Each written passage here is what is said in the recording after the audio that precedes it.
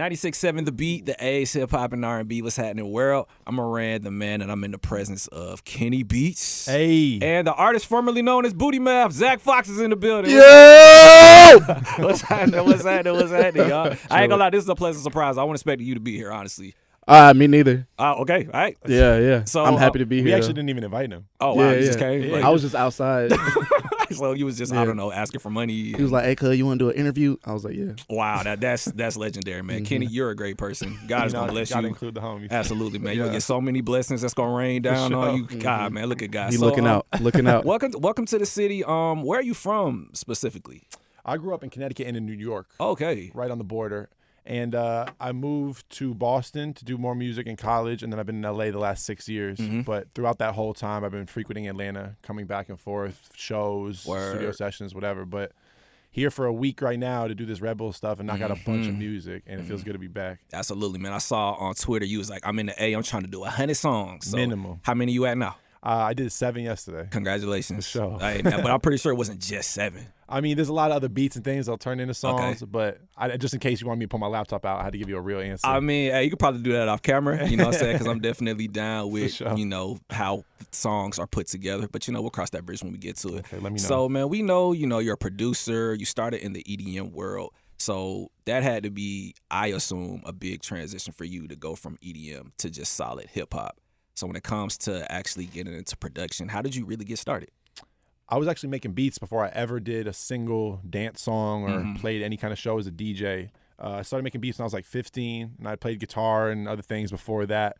But someone made it apparent to me that like Dr. Dre and Pharrell and these people were making the beats. And before that, I'd never really thought about it. I was just like, oh, there's somebody behind the scenes. But once I figured it out, I started making beats all the time. And then I had gotten some stuff off to Kendrick and Schoolboy Q and Ab-Soul, Mac Miller. I was in college, but no manager, no nothing. I was out here just trying to make a buck or whatever. Yeah, and someone put me onto the DJ world, and they're like, bro, there's this whole mix-up of rap and dance music going on. If you get involved with this, da-da-da. And then 6 months later, had an agent, a manager, was touring, going places I never thought I would be. And after a couple of years of that, I just started realizing, man, like what I came up off of is what I'm always going to be the most passionate about. And that really is rap music and hip-hop music and R&B music. And so I've gotten back to it the last 2 years and just tried to be very picky about who I'm working with and who I'm growing with. And just be mindful of all the subtleties, whether it's some Atlanta music or it's some Bay Area music or it's some Texas music or Chicago or whatever it is, to nail the bounce, the vibe, you know what I mean? And not just go in there and be like, hey, I've been doing all this EDM stuff. Let me show y'all. So I've been just trying to take my time and be real patient with it. Or like when I listen to your music and the stuff that you've done with the artists that you've worked with, when I listen to your beats, it sounds like you really sit down and take your time. And it also feels like, correct me if I'm wrong, it feels like, let's say, I don't know, I'm working with Key today. These are the type of beats Key will sound good on. You know what I'm saying? It doesn't sound like you just go, hey, man, I made 100 beats here. You know what I'm saying? Maybe it's like, I don't know, out of this 100, these are the 20 for you. These are the 20 for Rico. No, you're definitely on point. That's basically how it is. But you got to be prepared with someone like Key or Rico or Greedo or Freddie Gibbs or any one of the people I work with often to say, today I want to do techno. Okay. Today I want to do a country song. Today I want to sound like Lil Wayne. Today I want to sound like, you know what I mean? And like they all say literally those things to me. And you might have this 1 or 2 or 3 beats that they will sound great on. But they was in the car on the way here and they heard an old Missy Elliott song and now that's the vibe. So some of the best songs I've had with the artists I'm working with is just coming out of what that energy was that day. And literally Rico Nasty saying to me, like, I've been listening to Noriega all day. And I'm like, how do you even know who that is? You're 21 years old. Like, what do you mean? And us making a song like Counting Up. And that being her single now. It's like, those are the moments that you can't plan for, but you got to be ready for. And that's what I've been learning coming back to hip hop is just you got to be on point any second for it to divert left, and you got to make something completely different. Well, welcome back to the hip hop world because it sounds like you really been studying. It sounds like, man, you know, it appears like you knew it could have potentially been a challenge for you. So seeing how you've been making beats anyway, I guess maybe the challenge wasn't so hard. So you're a producer turned DJ. Was it like hard for you to get into that world? Like, were you ever in a scenario where it's like, oh, you're a producer, now you're trying to come eat off of our plate? I think this world is way harder to get into and get real respect in, and because just how it's based and how the money works in music for a lot of kids, you got to do songs for way bigger artists to make a check to pay rent. Right. And you don't necessarily have the comfort to sit there and say, okay, this is the only artist I want to work with. I believe in their music. Let me just work with them. I was fortunate enough to go do the DJ stuff for a while. So now when I come back to rap music, I could have took time for a year to say, okay, I'm going to work with Pablo Juan, I'm going to work with Lil Wop, I'm going to work with Key, all these Atlanta artists who are doing their thing in Atlanta, and show people in Atlanta like I'm paying attention to what y'all are doing. Absolutely. You know what I mean? And you don't really see a lot of that. You know, it's Yeah. like you're really paying for you to say, yo, I work with Pablo first before the big hit, you know, Totally. before, you know, X, Y, and Z happened. You don't really see a lot of that. You really see a lot of people from outside of the city trying to go straight to Future. And that's the point, is that it's much harder to do that, and that's why you don't see it as much. Whereas the EDM world, it's a lot of dudes who are making rap beats for years and making stuff with people who struggled, you know what I mean, getting placements or just with the business of it. And they find this EDM thing. I'll start my own SoundCloud. I'll put all my beats on SoundCloud, and then boom, you got a fan base. Boom, you're playing festivals. You got a manager, agent. It starts making sense that way. Word. So I think getting into the rap stuff is much more difficult. The EDM thing was really just like I started having fun with the music, and it showed. Absolutely. And it went well, yeah. So, like, what are some real trials and tribulations that you've gone through up to this point? Because, you know, we see, you know, you're doing your thing, your name's getting around, we hear the tag, but this didn't happen overnight. Staying in the house with Zack Fox has been awful. Oh, man. For the last bro, few like, days. how you been, bro? Like, what you been doing My career's been great, Dang. but you know what I mean? Like, just there's certain rotten people you come across, and it's like... He looks like a scammer, too. Like, I don't know. Like, he'll go through your cards and... Yeah, dang, yeah. man. That's me. Oh, man, that's pretty messed up. But no, I mean... I pick up money off the floor in the strip club. Oh, for real? Yeah. Dang, man. So, like, when you're in the strip club, how much money have you picked up off the floor? I'm just curious. Bro, I go in with some Timbs with Gorilla Glue on the bottom. Oh, bro, for real? Dang, just bro. racked up, You bro. are the king of finessing, bro. Clap it up for the king of Thank finessing, y'all. bro. Thank Zach y'all. Fox, bro. Zach Thank Fox, y'all. Zach Fox. I appreciate So it. how did y'all, how did the two of y'all meet initially? Zach and Alex Russell, who he does a lot of like writing with and a lot of comedy with, they both are just big fans of Key and Rico. Right. And before I had ever met them or we knew each other on the internet or anything, I would just see both of them posting about artists I was huge fans of. And Alex wrote this thing on Valet that was like my favorite thing on any artist this year. And Zach makes all the funniest hip hop jokes you see on Twitter, period. Facts. And to see like Zach did a thing like years ago. When did you do the Key 10 minutes of Key saying bitch? Bro, that That shit. was like 2016. That's what I'm I saying. think. That shit went Yeah. like 20 times platinum. You Right. know what I'm saying? SoundCloud Outta here. platinum, yeah. Out of here. Whenever the Key music and the Rico music and all these things started happening, like Zach was just a fan of the music and I was a fan of him, so we just got cool on the internet. And when this came, or the Red Bull thing came around, we were like, man, who would we rather have to roast people for us than Perfect Zach? person. But on top of that, just like the creative direction that him and Alex both do with like videos. So and who's just- Alex, by the way? This is Alex. Say what's up, Alex. Alex is with us. Say what's up. Yeah. Alex Russell. Can we get a quick camera pan on Alex? He There said, you go. "What's There up?" he is. Yeah. But yeah, like they now are just, because we've gotten cool and because they really get it and they've seen that like I'm as big of a fan of these artists as they are, we're starting to have just a lot of mutual conversations about what we can do for them with their art, with their design, how to separate them, how to show people how important someone like Key or Rico or Greedo or whoever is. Word. And yeah, man, just mutual respect for the music. Cool. That's what's up. So if I could shift for a minute to Zach, because I'm familiar to who you are, and you know, I'm sorry. Yeah, it's okay. I'm not scarred or anything. You know what I'm Okay. saying? I've been through much worse. Yeah. So it's all good. But you know, I'm familiar with the work that you've done with Awful Records, and I actually used to go to some of your art shows. Oh, cool. So how do you personally feel about your impact for Atlanta? Honestly, man, it all comes back to like being able to do shit like this. That's like shit that people didn't really want to have me involved in, like At all. you know, a few years ago, because Atlanta, like as much as it is like the creative spring of the South, it is still a small pond, and people have to like kind of protect their own interests a lot. So they don't really want anyone who's like any sort of outsider or like on some like wild shit, which I came out of the gate doing. Absolutely. So it feels good to like, you know, a few years later, like now I'm like taking shit a lot more seriously, doing stand up and writing with Alex and like doing more shit that's like, hey, like, yeah, it is like all that funny shit, but like I'm Still serious. I'm down to be like completely behind and like help operate shit. And like Kenny hits me up and we literally like have been logistically going the fuck in on what's about to happen at Culture Clash. You know what I mean? Jesus And Christ. it's like, you know, it's not just some shit like, oh, like Zach's funny, like let's play. I'm like, no, let's all put our heads together and do some fucking wild shit. Wow, it's really about to go down. And that is a big thing, Atlanta. Like, you have so much talent here, and you have so many artists and so many entertainment people doing their thing. Right. That I feel like if someone comes out the gate, like Zack and Key are both examples of this to me. They come out the gate with a big splash, doing their thing, whatever, and then but are taking a route that's very different than what might be going on at that time or whatever. Right. There's so many other towns, so many other artists that you might have to leave Atlanta for a minute to show Atlanta. You know what I mean? And like that's I feel like I come here and I work with artists who have been here for years and everybody knows, everybody be working with, and I'll say like they're my favorite ever. And I don't just mean Key, it's a lot of people, a lot of producers too. Right. And I'm like, man, like come to LA with me for 3 weeks.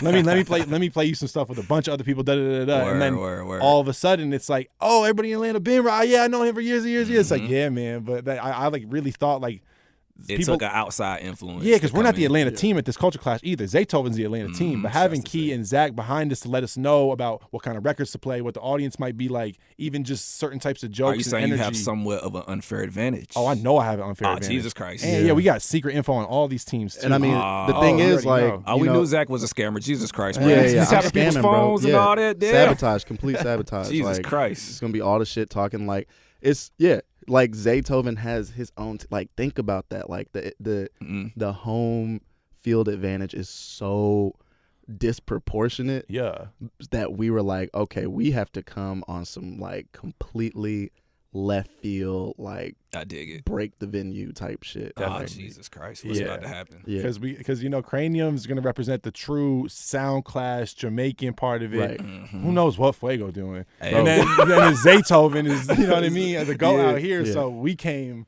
just with the internet. I'm about to have strippers on stage like choke slamming me, nigga. Like I'm not playing, bro. Damn. Like strippers from Magic City, bro. Peaches? All over. Peaches. I'm trying to get somebody from Blue Ivory. Oh God! If anybody knows somebody at Blue Ivory, just get on stage and whoop my ass. Yeah, we got.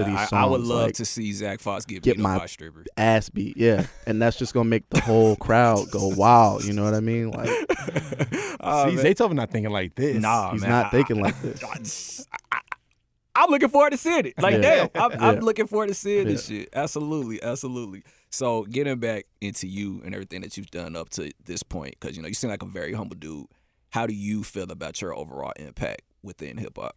I feel like the last 3-4 months, I'm starting to realize all my dreams. I don't mean to sound corny, but like, like after a year of just really like putting my nose down, not sending beats. I don't send beats. I don't charge for studio time. Right. You can't buy anything from me. I have to literally be a fan of your music for us to be in the studio. I respect and by that. doing that for a year, and even when I get the big, you know what I mean, bigger rappers, bigger artists emailing me, sending me little DMs or whatever, hey, send me a pack, bro, I'm doing the album, da-da-da-da. It's so enticing. But I've just realized by like staying in the studio and working with the people I'm working with day after day and making a big difference on their songs and their careers, like once I get in the room with the bigger artists, it's going to be that much more impactful rather than me having one beat on someone's tape. Understood. That don't do anything for me or anybody else. Like if I can be in that room with you, I believe I can bring the best out of you if I'm a real fan of you and I know your music. That's right. And so I'm starting to get in with certain artists. Like there's a little Thug snippet I leaked a little while ago, a little Ski Mask Some God snippet I leaked, a couple little things. But like a lot of these artists were who, if you asked me in the same interview a year ago, who you dying to work with, that's what I would have said. Word. And the way I got there wasn't by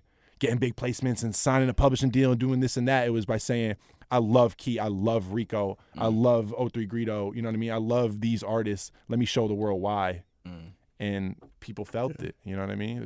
There's no excuse for that. There's no way around that. You can't do it with some hot beats. It takes more than that. It's producing. That's real. Kenny making a whole trap album with Cher. Damn. Yeah, we debut some songs at Culture. Bro, Cher, like Cher coming out at Culture Clash. No auto tune, just bars, like on some bars. Philly shit. So she gonna be rapping. She gonna be rapping, bro. She got Timberlands on. Yes, bro. Damn, Cher Timberland. No, Yeah, if she all come vocal fit. Oh, nah. And she's saying the N-word. Oh man. Oh damn. I was hoping she was gonna come out wearing some Jabos, bro. But hey, if she ain't coming out in the Jabos and she said the N-word at Tim's, I'm all for it. Bro. Yeah. The only feature is Meek on the whole project. Damn. Yeah. So just like, Cher and Meek Mill. Yeah. But it's not a double album. It's a Bono outro, but it's not even like, you don't really hear him like that. Word. It's like some Nav shit. He was mad far away from the mic. Oh, Yeah. damn. So that means that she's the one that came up with that then. Yeah. He technically stole that idea It's a from lot her. of beef in that world. You know, rap is it's easier to get along in rap. Like when you get to the Cher, Bonos, you know what I mean? Bro. That's what I put me on game. Like I ain't never met Cher. Hey, know? bro, Cher, she love that fun, nigga. She be shooting shit up. Like I believe it. And I heard that she can roll a blunt really well too. Damn. Yeah. That's crazy. And she be bringing like condoms and shit to the studio, I heard. I don't know if it's true. Yeah, strictly. Damn. That's on you, though. I didn't say that. Okay.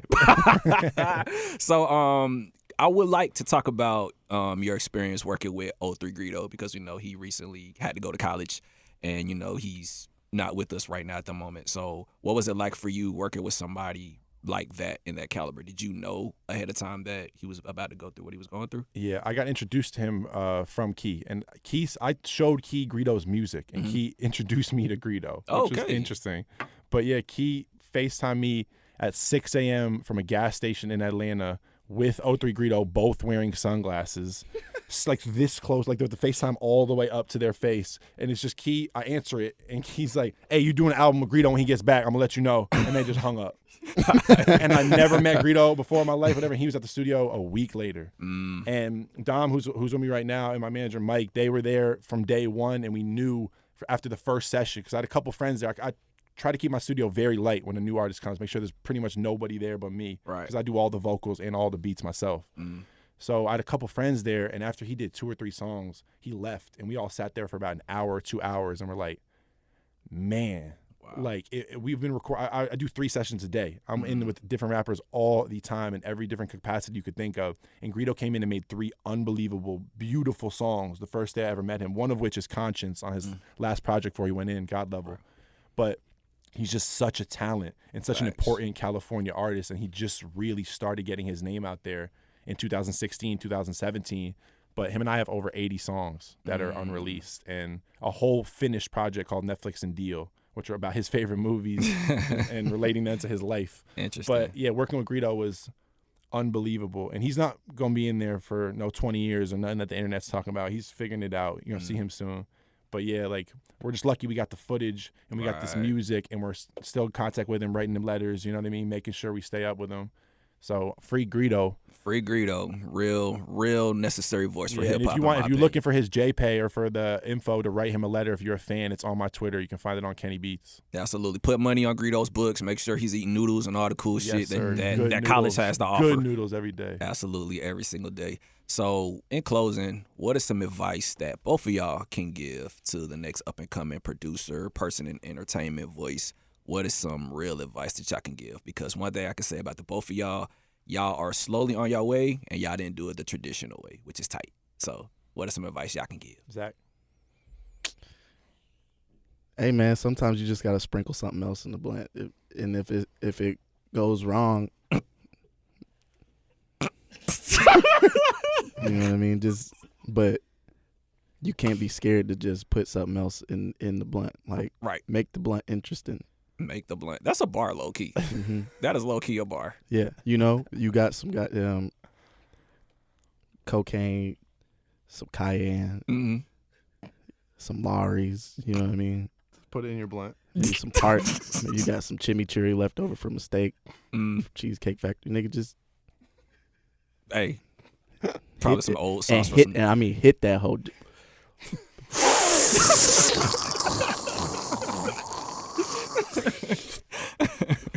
And then just see what happened. Like, whatever your craft is, just sit down after that. Say no more. Perfect. Hit that hoe. Sometimes you got to hit that hoe. What about you, Kenny? What you got for her, bro? Oh, my God.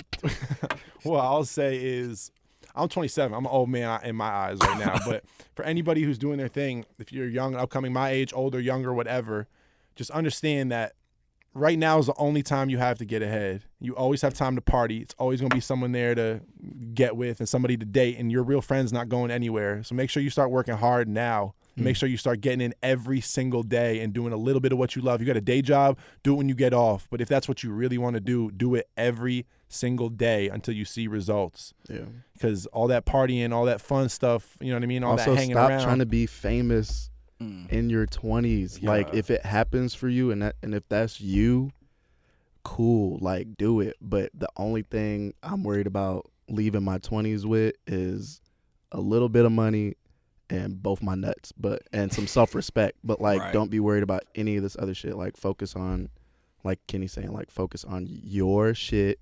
If you got to be broke and do it, whatever. But niggas be trying to, like, niggas be 23, like, I'm finna kill myself. I'm not famous. Like, well, you weak pussy. Do it, nigga. It's a Do it. truth. It's a truth. Y'all both just dropped some real ass gems. Oh man, I'm saying everything you worried about missing out on always gonna be there, but you're not gonna have the opportunity to stay up in the studio that one night, or you go to that extra call. I don't know what the fuck you do if you're an actor, but all the stuff you got to do, like, right. It's always more opportunities, always more things you could be working on. Absolutely, man. Well, thank y'all both for pulling up. It was a pleasant surprise. I thought I was just gonna get Kenny, but I got both of y'all. Thank you for giving back to the homeless people. You know what I'm saying? Thanks for having us, bro. Yeah. It's all good.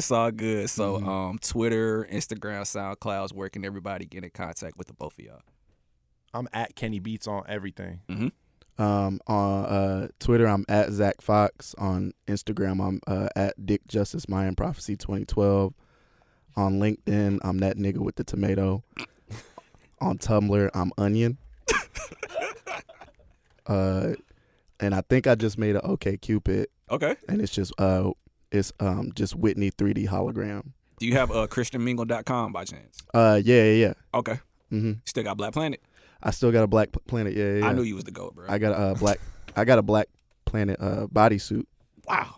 Yeah. Legendary. It's like my profile, but printed on a big sweatsuit. You are so ahead of your time, bro. Like, damn. Yeah. You know, hey, man, this is what you get when you dap up all the crackheads on the block. Absolutely. We about to go to Benny Hanna's right now. Hey, that's what's up. That's what's up. So, thank y'all for pulling up. Greatly appreciate it. Good luck to y'all at Red Bull Culture Clash. Thanks. Going down. And yeah, man, I'm looking forward to pulling up and vibing and seeing what y'all got to offer, man. Welcome. ATL Ho. Hell, ATL Ho. That's all you need to know is ATL Ho. But we love going all women. Down. But I respect women. Thank you. I'm Moran the Man, 96.7 The Beat. Kenny Beats, Zack Fox. We out this thing.